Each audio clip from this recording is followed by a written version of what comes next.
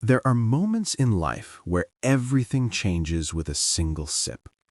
This is the story of how an entire village learned that truth, one calabash of water at a time.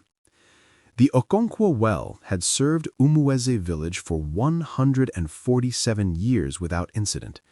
Its water ran cold and clean, drawn from an aquifer so deep that Papa Okonkwo used to joke you could taste the ancestors in every drop.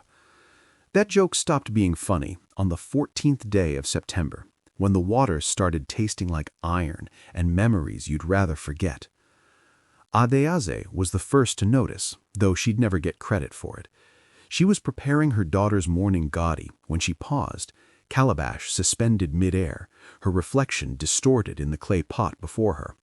Something was wrong. The water from the well that morning had left a film on her tongue. Metallic, yes, but underneath that, something else. Something that made her think of standing at the edge of the great Midi Ocha River during the rainy season when the current ran deep and angry. She dismissed it. We all dismissed it. By noon, 12 people had drunk from the well. By sunset, 43. There were mothers filling earthen pots, farmers drinking from gourds after working the yam plots, old Mama Ngozi taking her herbs with a cup of water she'd later say tasted like the river was singing. We didn't know then that taste was a warning. We didn't know that warnings, when delivered by water that's traveled through red earth and darkness for centuries, should never be ignored. The first walk happened at the hour when night meets morning, when even the crickets grow quiet. Chukwudi, the blacksmith, sat up from his bamboo mat with the mechanical precision of a man possessed by purpose. His wife, Obiageli, would later tell the elders that his eyes were open but not seeing our compound, not seeing me. He walked out their door, bare-chested and barefoot on September-damp earth, and headed south, always south, toward the Midi Ocha River that cut through Umueze like a scar through flesh. Obiegli screamed for the night watchman.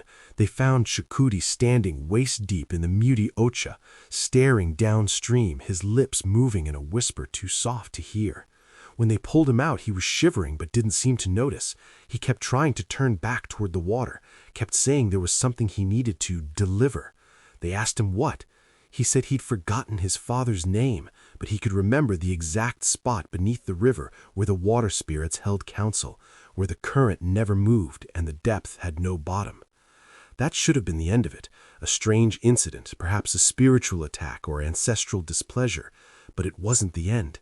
It was barely the beginning, because by dawn 6 more people had walked to the river, and all of them had drunk the well water. All of them were whispering about the place where currents die, and all of them described tasting iron and something ancient. Before you find out what happened next, help this story reach others who need to hear it. Drop a like if you're already feeling that cold river pull. Comment below with your theory about what's in that well, and subscribe because Chapter 2 will reveal the moment this village realized they weren't dealing with contamination. They were dealing with something that had been sleeping beneath the red earth for a very, very long time. When the elders descended into the well, they expected to find contamination. What they found was breathing. By the 3rd day, 27 people had walked to the Miriocha River. None of them remembered doing it. All of them remembered the coordinates. The village square became a place of desperate counsel. Chief Okafor sat beneath the ancient Iroko tree, his wrapper stained with red dust, his face carved with worry that made him look older than his 70 years. Around him, the elders argued in heated Igbo, their voices rising and falling like the river current that haunted their sleep now. Adedse stood among the gathered crowd, her daughter Chioma clutching her wrapper, both of them trying not to think about the taste that still lingered on their tongues, even though they'd stopped drinking from the well 2 days ago. "We must consult the Dibia," Mama Ngozi insisted, her gnarled hands gesturing toward the forest where the medicine man lived in deliberate isolation. "This is not sickness of the body. This is something that walks between worlds." But Chief Okafor shook his head. "First we look at what we can see, then we ask about what we cannot." He turned to face the crowd, his voice carrying the weight of authority. "We will go down into the well. We will see what has changed." They chose 6 men: Chukwudi the blacksmith, who had been the first to walk; Emeka the hunter, whose eyes were still sharp enough to see in darkness; 4 others, all strong, all brave, all terrified. They fashioned rope from palm fiber and tied hurricane lanterns to bamboo poles. The women sang prayers as the men descended, songs their grandmothers had sung, songs that predated the well itself, songs meant to keep evil things at bay. The first 30 feet revealed nothing unusual: stone walls slicked with moss, the smell of earth and age, the distant sound of water moving through underground channels. Then Emeka's lantern began to flicker, not from wind. There was no wind down there. It flickered as though something was passing between the flame and his eyes, something that cast no shadow but displaced light nonetheless. "The water," Chukwudi called up, his voice echoing strangely, arriving at the surface both too quickly and too slowly. "It's not the same color." Those above strained to hear. "What color is it?" Chief Okafor shouted down. A long pause. Then, "It's the color of memory, the color of knowing things you shouldn't know." The crowd shifted uneasily. Adedse felt Chioma's grip tighten on her wrapper. She wanted to pull her daughter away, to run back to their compound and pack what little they owned and flee Umeikse before nightfall. But her feet wouldn't move. Something in the water she'd drunk had taken root in her bones, in her blood, and it whispered that running's pointless because the river was everywhere, because the river was inside her now. From the depths of the well came a sound that made every person in that square fall silent.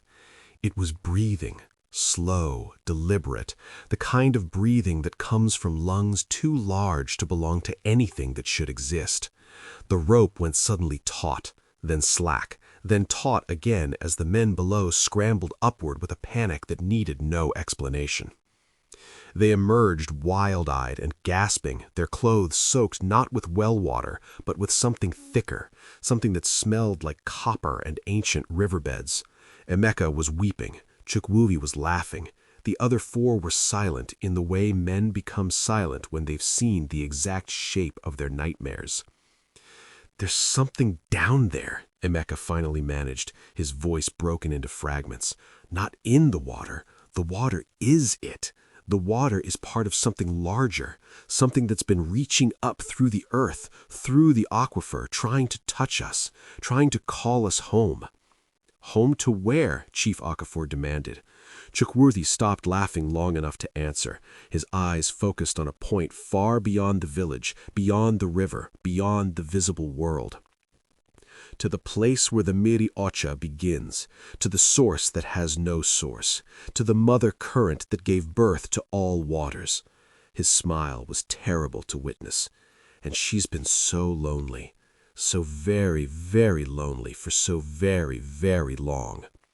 That night, 43 people walked to the river, not in sleep this time, wide awake, singing. There are songs that should never be sung. There are names that should never be spoken. And there are mothers who should never be awakened. The Dibia arrived at dawn, barefoot and covered in chalk markings that formed patterns too complex to be mere decoration. His name was Okoro, and he was older than anyone could remember, older, perhaps, than the well itself. He moved through the village like smoke, his presence both there and not there, his eyes seeing layers of reality that others had learned to ignore for the sake of sanity. Adedse watched him from her doorway as he approached the well. Chioma was sleeping finally, exhausted from crying, from begging her mother to take her to the river, from scratching at the door like a caged animal desperate for release. The child was only 7 years old, but the water had spoken to her too. In her sleep, she whispered coordinates in a language that predated Igbo, predated human language entirely, numbers and directions that described locations in water, not on land. "You've drunk from it," Okoro said, without turning to face her. It wasn't a question. "3 days ago, before we knew. Knowing would not have saved you." He knelt beside the well, pressing his palms flat against the stone rim. His body went rigid, his breathing stopped, and for a moment Adeze thought he had died. Then he gasped, pulling his hands back as though the stone had burned him. "Allah have mercy! Chukwu, preserve us! It's older than the village, older than the forests. It was here before humans learned to walk upright." "What is it?" Adeze's voice cracked. "What's in our water?" Okoro turned to face her then, and his eyes held a sorrow so profound it made her knees weak. "Not in the water, daughter. The water is its blood. The river is its vein. The aquifer beneath us is its sleeping body, and we have been drinking its dreams." The words hit her like a physical blow. Dreams? For centuries it slept, content, undisturbed, but something changed, something woke it, and now it remembers what it was before the earth covered it, before the silence became its companion. He stood, his joints cracking like dry branches. It remembers when it had children, when its waters were filled with beings who loved it, who returned to it, who completed the cycle. "We're not its children," Adeze whispered, but even as she said it, she felt the lie in her bones. "Not by birth, daughter, but by consumption, yes. You've taken it into yourselves. You've become part of its body. And now it calls you home, the way any mother calls her children when darkness falls." The singing started again that afternoon. This time it came from the riverbank itself. The 43 who had walked there in the night had not returned. They stood in the water, some knee-deep, some submerged to their waists, all of them facing upstream, all of them singing in that ancient tongue. Chief Okafor sent men to pull them out, but the moment anyone touched them, they too began to sing. They too remembered the coordinates. They too felt the pull of the mother current. By evening, half the village stood in the Imiri Ocha. Okoro worked frantically, drawing symbols in the red earth, burning herbs that made the air thick with smoke and prayers. But Adeze could see the defeat in his movements. You cannot fight a mother's love, especially one that has waited centuries for reunion. You cannot reason with water that has become conscious of its own loneliness. Chioma woke screaming at midnight, not in fear, in joy. "Mama!" she cried, her small face radiant with terrible happiness. "Mama, I can hear her singing. She wants us to come home. She wants to show us where the river is born." Adeze held her daughter tight, felt the trembling in her small body, felt the answering tremor in her own chest. The water inside them was vibrating, resonating with something vast and patient and utterly inhuman in its love. "I know, Nwama," she whispered into Chioma's hair. "I can hear her too." And in the darkness of that compound, surrounded by the smell of fear and herbs and desperate prayers, Adeze realized something that made her soul cold. She wanted to answer the call. Every cell in her body wanted to walk south, to wade into the Imiri Ocha, to let the current carry her upstream to the impossible source where the mother current waited with open arms and hunger older than memory.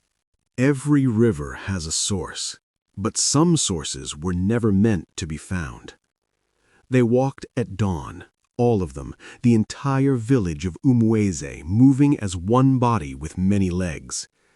Adeze carried Chioma on her hip, felt the child's heartbeat synchronize with her own, felt both their hearts synchronize with the pulse of the water flowing through their veins.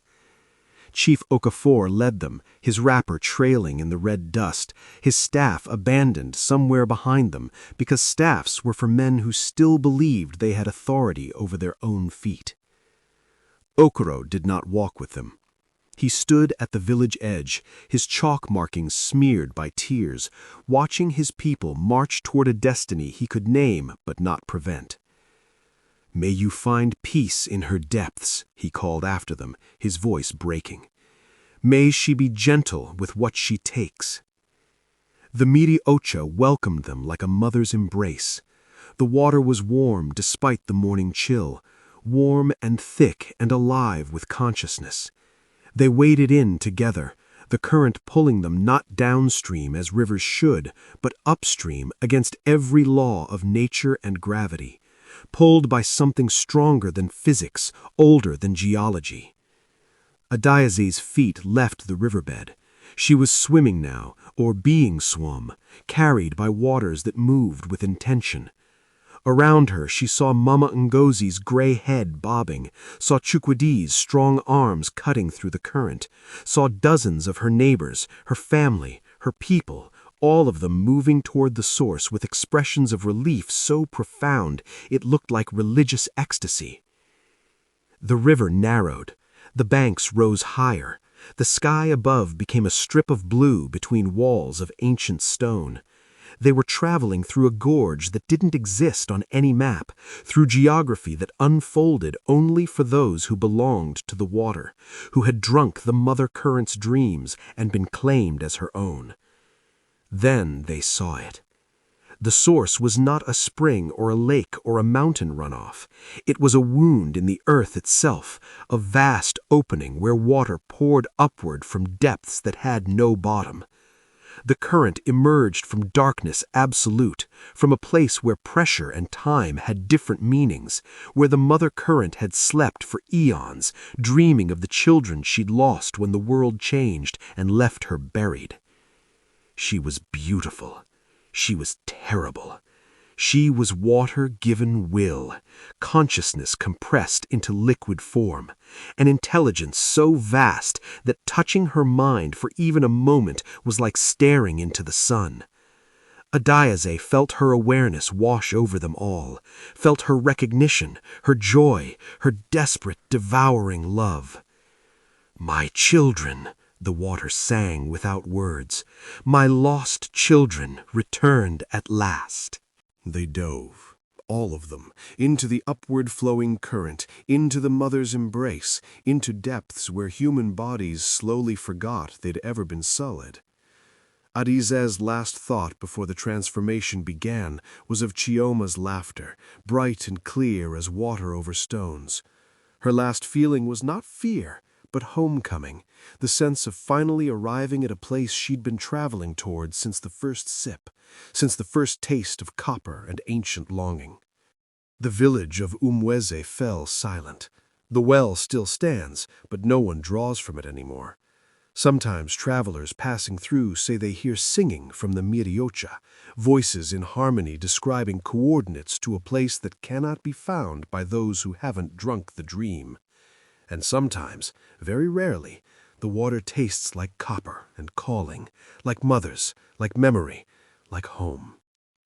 If this story pulled you into its depths, don't let it end here. Smash that like button, share your thoughts in the comments below about what you'd do if your water started tasting different, and subscribe, because there are more tales from the dark places where folklore meets fear.